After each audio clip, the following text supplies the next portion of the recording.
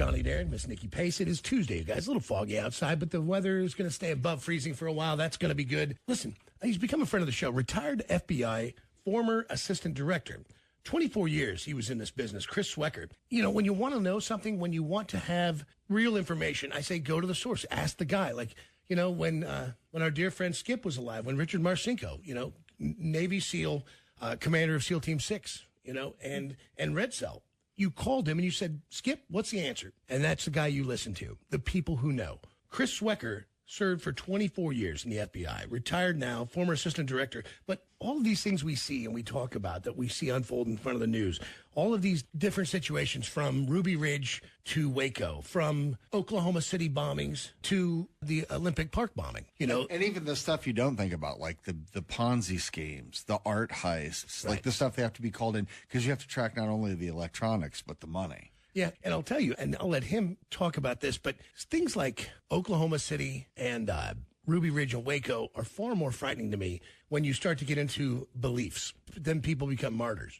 You can turn into things, everything from, you know, politics to a theocracy. When you hear somebody, and again, this isn't politics, I'm just telling you humanity. When you hear like a Lauren Boebert go, we got to get rid of the separation of church and state junk. I'm like, you really you need a history lesson. That's a terrible idea because that's when the maniacs come out.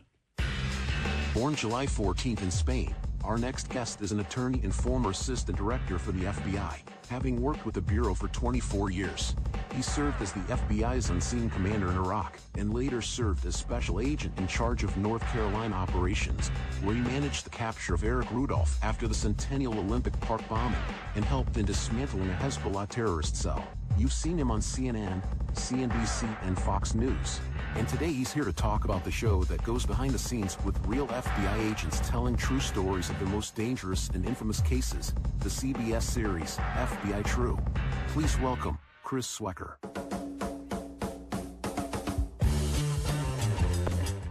Chris, how have you been?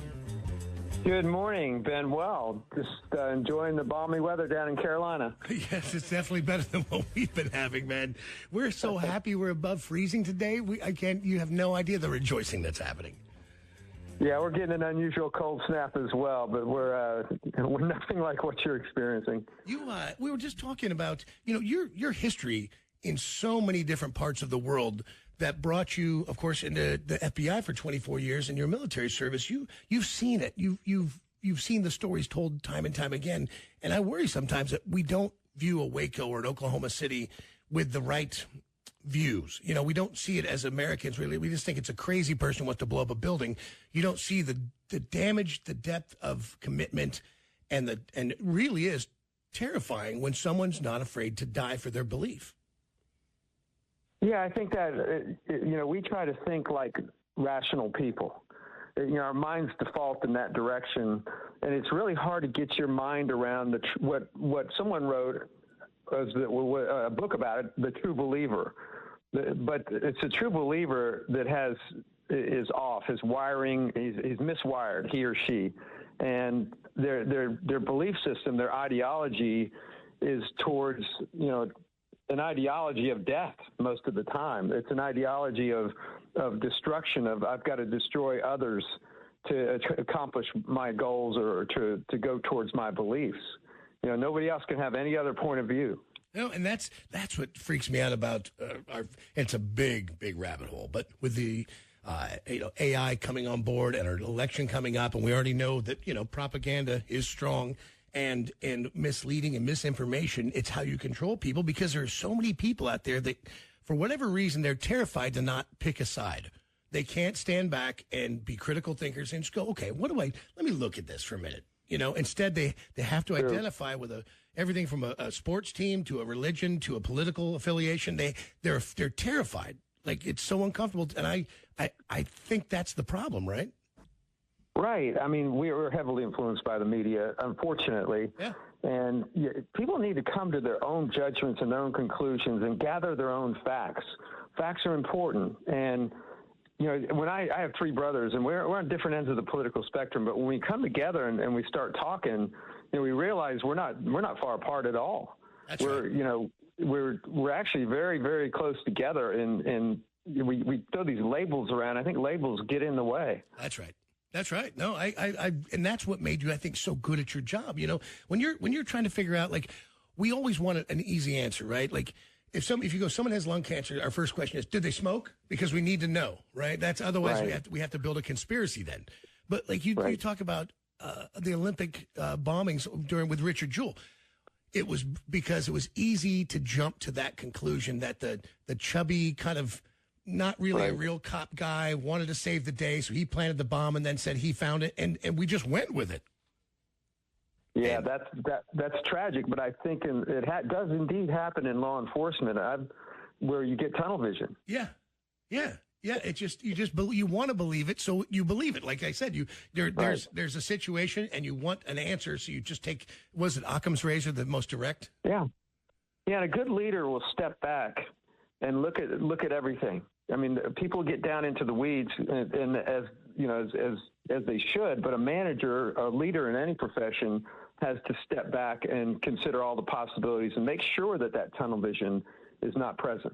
Right, and you came in, and when you had to step back and go, oh no, Richard Jewell, this isn't it. It's Eric Rudolph, and that was I can only imagine that once somebody's decided how it's going to be, trying to change that narrative to find the real truth has got to be hard for a guy.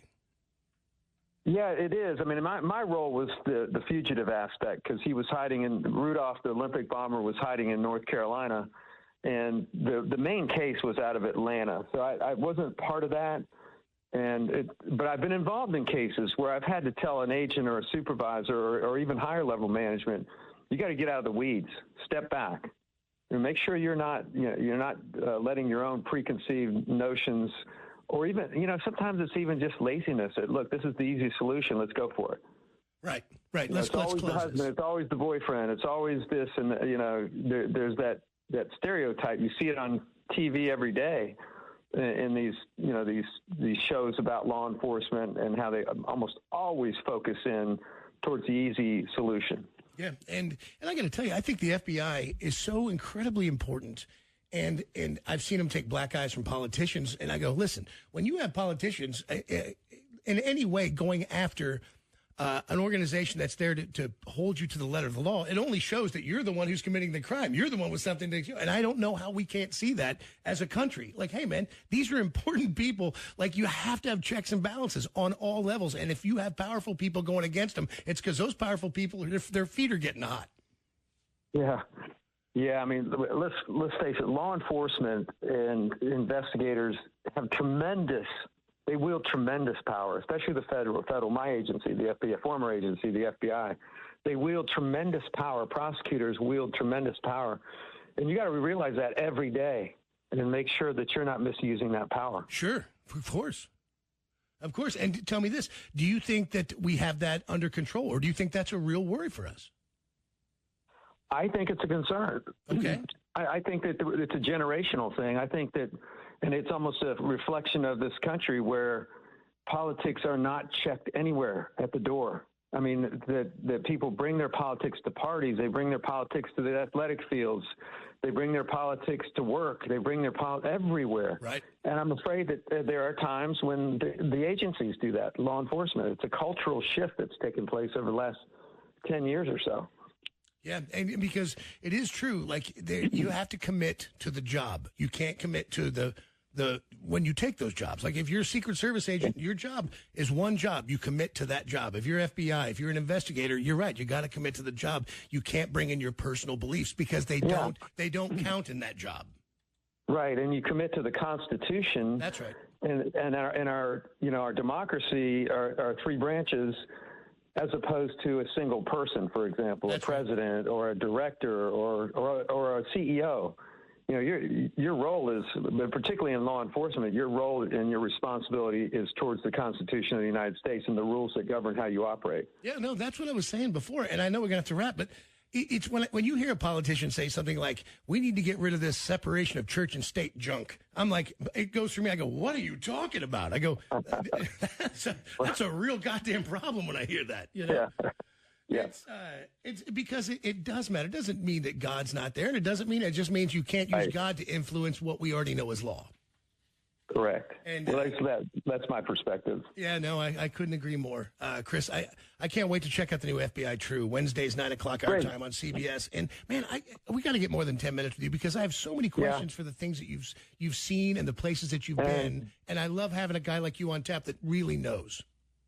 Yeah, anytime. But just with respect to the FBI True, what I like about it is it kind of shows everything that the FBI does, not those stereotypical rock'em sock'em, kick in the door stuff.